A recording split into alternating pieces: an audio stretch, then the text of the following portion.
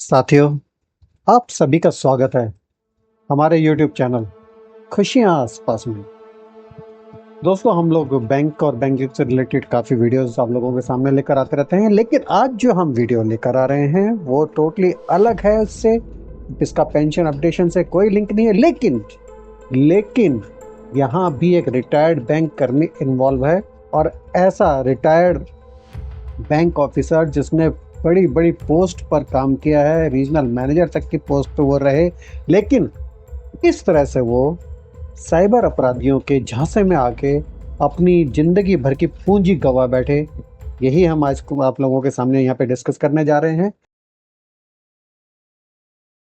मैं अस्पताल से आया हूँ और मेरी सर्जरी होके हटी थी, तो मेरे को 1 अगस्त को एयरटेल से हेडक्वार्टर से लाइन पे फ़ोन आता है कि आपका आधार नंबर कॉम्प्रोमाइज़ हो गया है, और उसके तहत मुंबई में बाइकला में कोई लैंडलाइन कनेक्शन दिया गया है, और आपके आधार से कुछ बैंकों में अकाउंट खोले गए हैं, जो कि कोई कोऑपरेटिव बैंक साउथ से 1300 करोड़ का फ्रॉड हुआ था। उसके तहत मेरे आधार के बेस पे इन्होंने नए अकाउंट खोले और वो पैसा टेरर तो फंडिंग दोस्तों, और वीडियो में पुलवामा आखिर तक केस बने में रहिए, क्योंकि ये जो इस्तेमाल उनके किया साथ गया हुआ है। ये किसी के साथ भी हो सकता है, ये आपके साथ भी हो सकता है। बार बार बार बार सरकार की तरफ से चेतावनी दी जाती है, आपका एसएमएस के थ्रू, आपके पास में अदर वीडियोस के थ्रू, कि सरकार की तरफ से डिजिटल अरेस्ट जैसी कोई चीज नहीं है, किसी को डिजिटली अरेस्ट नहीं किया जाता। लेकिन उसके बावजूद भी कैसे कैसे हमारे साथी लोग इसके शिकार हो जाते हैं, और बिल्कुल किस तरह से उनका माइंड को बिल्कुल से एकदम से ब्रेन को वॉश कर दिया जाता है कि वो जैसा जैसा उनको कहा जा रहा है वैसा वैसा वो करते चले जाते हैं। तो चलिए शुरू करते हैं इस कहानी को, जो कि है दिल्ली के ही एक रिटायर्ड बैंक अधिकारी की, जो जिनकी उम्र 78 साल है, और पूरी जिंदगी उन्होंने बैंकिंग जैसे सुरक्षित दुनिया में काम किया है, लेकिन रिटायरमेंट के बाद वो भी ठगों का शिकार होने से नहीं बच पाए। सिर्फ एक फोन कॉल, सिर्फ और सिर्फ एक फोन कॉल ने उनकी जिंदगी भर की 23 करोड़ की कमाई छीन ली। यह हादसा हुआ है दिल्ली के गुलमोहर पार्क इलाके में। और मुझे बोला कि अभी हम आपको एक कोर्ट ऑर्डर भेज रहे हैं जिसके तहत आप अरेस्टेड हैं। ये एनआईए कोर्ट का है ऑर्डर, और वो एंटी टेरर फंडिंग और मनी लॉन्ड्रिंग केस में आपको वो नॉन जो bailable retired warrant of banker हैं, अरेस्ट है। वो साइबर तो आप अपराधियों ने यू आर उन्हें अंडर ऐसे अरेस्ट, जाल ऑल योर बुनकर एसेट्स फंसाया सीज्ड। कि पूरे 1 महीने तक वो डिजिटल अरेस्ट में रहे। डिजिटल अरेस्ट यानी कि घर में बैठे बैठे डर और धमकी का ऐसा कैद खाना जहां से निकल पाना नामुमकिन हो जाता है। इन्होंने मेरे को फ्राइडे को ये कोर्ट ऑर्डर दिया अरेस्ट का। सैटरडे मेरे से रोज़ 2 घंटे में, हर 2 घंटे में मेरे से अटेंडेंस लेते थे। संडे को भी ऐसा ही किया, और बोला कि हम पहले आपको अरेस्ट ले लेंगे और आप अपनी जो दवाइयाँ हैं, मेडिसिन हैं, वो सब रख लो, क्योंकि हम आपका अस्पताल अपने अरेस्ट में ही ट्रीट करेंगे। फिर इन्होंने मुझे मंडे को बोले, अब सैटरडे संडे ऐसे ही चलाया हर 2 घंटे की रिपोर्टिंग में।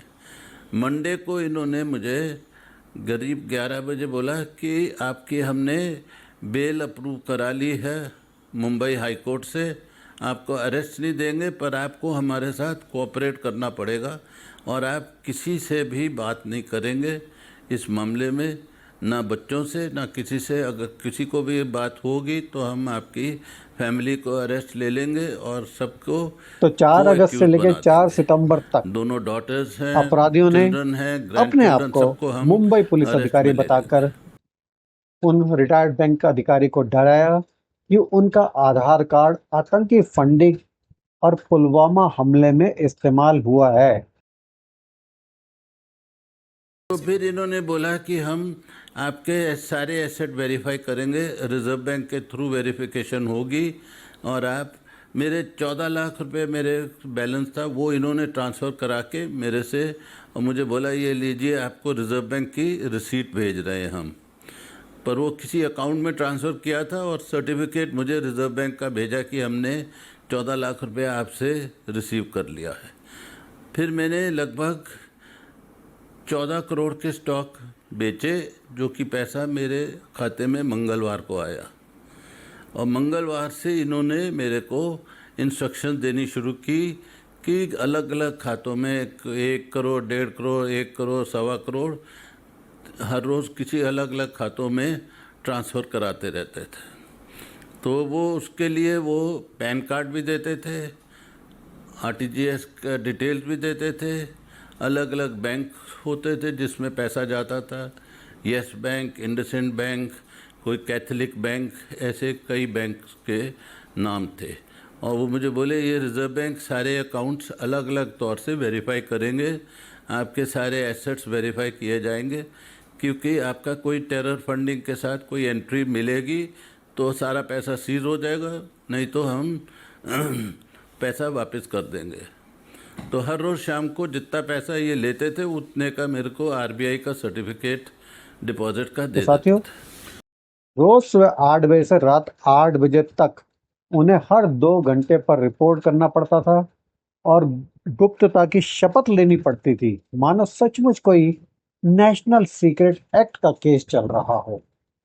धीरे धीरे डर और दबाव में आकर वो जो अधिकारी थे, उन्होंने अपने शेयर, अपनी संपत्ति कि रोज़ बेचकर मुझे बोले लगभग ये आप भरो फॉर्म, 22.92 हमारा करोड़ रुपए इंस्पेक्टर इन आपको अपराधियों देख के रहा है, वो खाते साथ में जाएगा, ट्रांसफर कर आप बैंक दिए। में जाएंगे, वहाँ पे कैमरा के आगे खड़े हो जाएंगे, हमारी रिपोर्टिंग में आ जाएगा, तब आप आगे जमा करेंगे।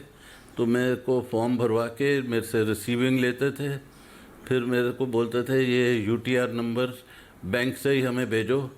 तब तक वो यूटीआर नहीं देते थे, तब तक मेरे को वहीं बैठना पड़ता था। फिर मैं इनको बोलता था अच्छा मैंने यहाँ कर लिया, फिर ये मुझे बोलते थे अब आप दूसरे बैंक में जाओ, वहाँ पे करो ये। तो एक बैंक से दूसरे बैंक, दूसरे बैंक से तीसरे बैंक के मुझे इंस्ट्रक्शन देते थे पेमेंट करने जाने के लिए। फिर इन लोगों ने 15-16 तक रोज़ यही मॉर्निंग की आपकी वेरिफिकेशन चल रही है, कोऑपरेशन हो रही है, रिज़र्व बैंक तसल्ली है, तो हम समझते हैं अब आपको हम रिलीज़ दिलवा देंगे। रोज़ ये 3-4 बार मुझे बोल देते थे कि हमारा प्रयास है कि आपको हम आपके फंड्स वापस भेज देंगे। तो फिर 16 या 17 को सुबह एक दिन मुझे इन्फोर्समेंट डायरेक्टरेट का फ़ोन आता है।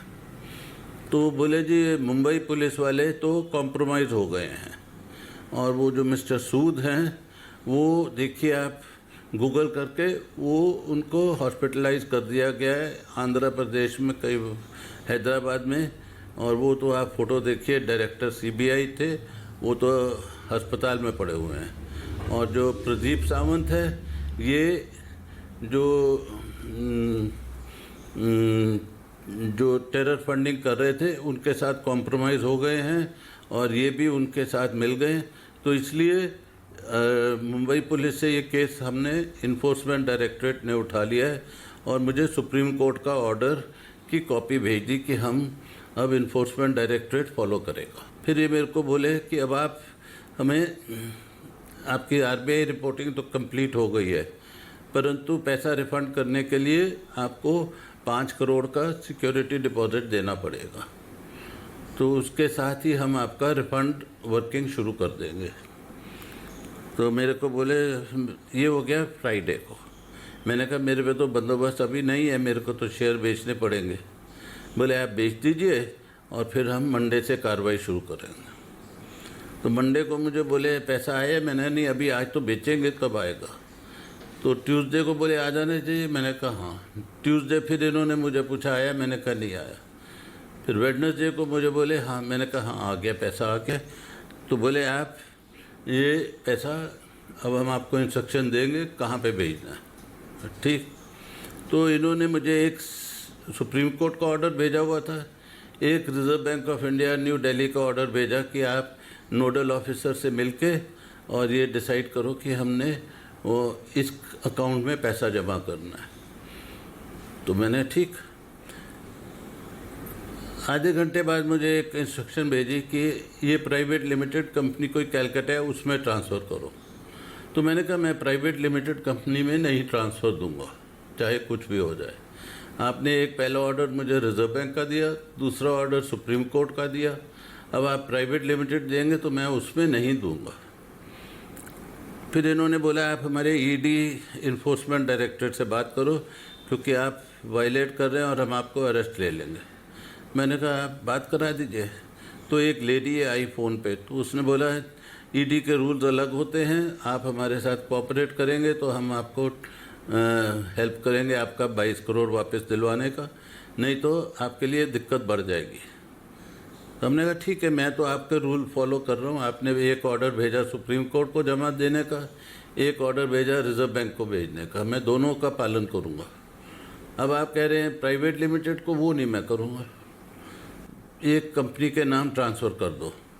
तो मैंने कहा जी सुप्रीम कोर्ट में मैं रजिस्ट्रार को जाके दे दूँगा, किसी कंपनी के नाम नहीं मैं दूँगा। आपने कंपनी बोला है, मैं कंपनी को नहीं दूँगा, मैं रजिस्ट्रार सुप्रीम कोर्ट के पास जाके 5 करोड़ रुपए जमा दे दूँगा। दूसरा ऑप्शन मेरे पास है, आपने रिज़र्व बैंक बोला है, मैं रिज़र्व बैंक नोडल ऑफिसर पास जाके आरबीआई का चेक जमा दे दूँगा 5 करोड़ का, आप वहाँ पे काम। तो उस पर वो भिड़ गए, बोले आपको हम अरेस्ट ले रहे हैं। मैंने कहा कर लीजिए, अरेस्ट करना है तो मैं तो अभी रिज़र्व बैंक और सुप्रीम कोर्ट जाके तैयारी हूँ देने के लिए, और ड्राफ्ट भी मैं चेक भी बना के जा रहा हूँ, ऐसे तो नहीं होता।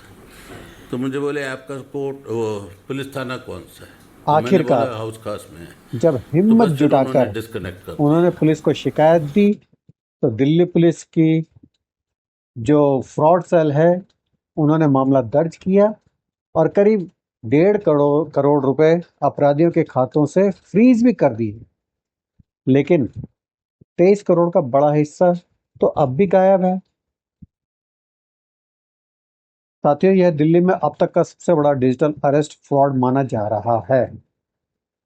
तो आप लोगों के सामने हम ये स्टोरी सिर्फ इसलिए लेके आए हैं कि ये एक सबक है हम सबके लिए कि फोन पर आई किसी भी धमकी, पुलिस या कोर्ट ऑर्डर के नाम पर आई कॉल, बिना सोचे समझे उस पर भरोसा मत कीजिए।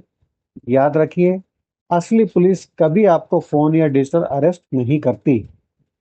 तो साथियों, 23 करोड़ रुपए यानी कि जिंदगी भर की पूंजी एक झूठी फोन कॉल में गंवा दी गई। अगला शिकार कोई भी हो सकता है, आप भी हो सकते हैं। तो सावधान रहिए, सतर्क रहिए और जागरूक रहिए। साइबर अपराध से बचाव ही सबसे बड़ा हथियार पुलिस है। की बहुत मदद शेयर रही करें हमें, ताकि लोग सतर्क बहुत हो सके। सपोर्ट किया पुलिस ने।